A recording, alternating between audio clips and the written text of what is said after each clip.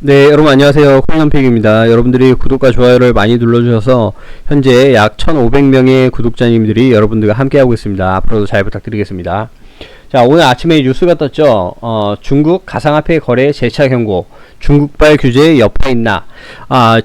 제가 지금 예전부터 계속 얘기했지만 중국은 정말 바보예요. 가상화폐를 이렇게 규제를 하고 본인들이 주도권을 쥐고 있는 그 시장에서 주도권을 아예 스스로가 차단을 했죠.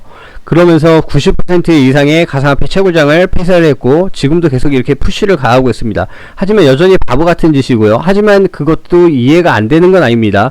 왜냐하면 중국이 이렇게 가상화폐를 푸시하고 가상화폐를 없애야 본인들이 지금 추진하고 있는 디지털 위안화가 중국 자국 내에서 유통이 될 거고, 더 나아가 세계 디지털 화폐의 경쟁에서 우위를 달성하려는 야심찬 계획 때문에 가상화폐를 일부러 폄하하고 가상화폐에 대해서 잘못 이야기를 하고 있는 거죠. 하지만 우리는 그 실태를 명확히 알아야 됩니다. 지금 이 기자가 지금 최예지 기자라는 사람인데 가상화폐에 대한 이해도가 좀 부족한 것 같아요. 그래서 제가 이거를 좀 더 지적을 한번 해볼까 합니다. 일단 가상화폐 실질적 가치 없어. 중국에서 이렇게 생각하고 있고 이렇게 얘기를 해야만 디지털 위안화를 유통시킬 수 있는 명확한 사유가 되는 거죠. 그래서 중국 기업 대상 규제 강화를 시사했다. 이렇게 해서 중국이 계속 푸시를 하는 겁니다. 중국 당국이 가상화폐에 대한 고삐를 더욱 재고 있다. 중국은행이 단속을 강화할 것이라고 재차 밝히면서 불확실성에 대한 우려가 커지고 있다.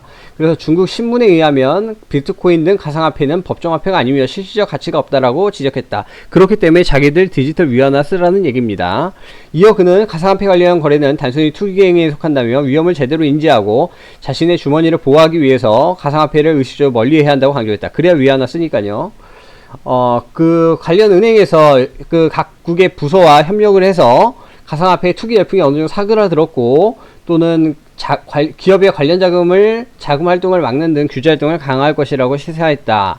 이렇게 해야 복합적인 효과가 일어나겠죠. 특히 기업이 가상화폐 관련해서 불법적인 자금 활동을 하지 못하도록 하는데 초점을 둘 것이라며 추가적인 제재를 예고하기도 했다. 계속 이렇게 해서 가상화폐를 다운시켜야 되거든요. 중국은 앞서 2017년부터 가상화폐 투기 광풍 속에서 가상화폐 공개를 금지하고 가상화폐 거래소를 폐쇄하는 등 규제의 고삐를 조이고 있고, 2018년도에는 채굴업체의 전기 공급을 차단하고 가상화폐 거래 간 P2P도 금지시켰다. 네, 중국에서 지금 이런 바보 같은 짓을 한 거죠. 자랑할 게 아닙니다.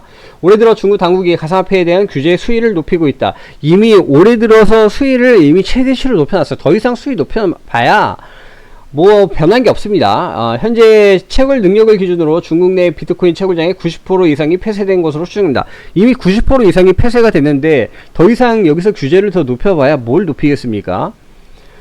그런데 이 기자가 지금 잘못 분석하고 있는 게 하나 있어요. 이 기자가 비트코인을 잘 모르는 거예요. 잘 모르는데 그냥 이 기사를 쓰는 거예요.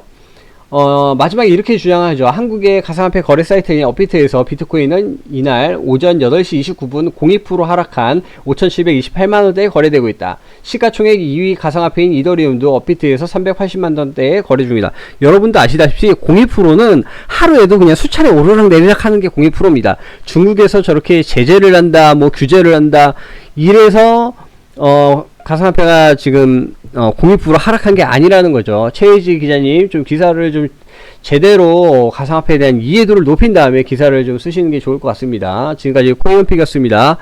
구독과 좋아요 부탁드릴게요. 감사드립니다.